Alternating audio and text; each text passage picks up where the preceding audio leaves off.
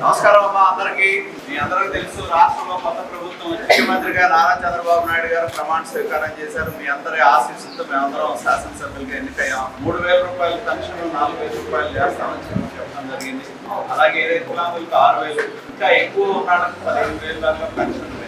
సచివాలయం వ్యవస్థ ఉంది, 1,50,000 మంది ఎంప్లాయీస్ ఉన్నారు. దానిలో ఇంటింటికి పెన్షన్ ఇచ్చే అవకాశం ఉంది. దాన్ని ఇవ్వమని చెప్పి మనం ఆ రోజు ఎన్నికల ముందు చెప్పినా కూడా మనకి ఇవ్వాల.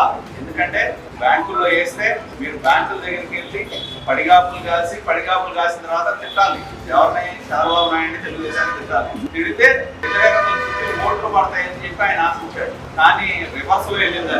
రాష్ట్రంలో మారుమూల గ్రామం అయినా పొద్దున 6ంటికి మొదలుపెట్టి ఇంటింటికి తిరిగి పెన్షన్ ఇవ్వాలి. పెన్షన్ల పెంపు అనేది ఒక చారిత్రాత్మకమైన నిర్ణయం. ప్రజల కోసం, ప్రజా సమస్యల పరిష్కారం కోసం నేను నిరంతరం పనిచేస్తామని చెప్పి తెలియజేస్తూ అందరికీ పేరు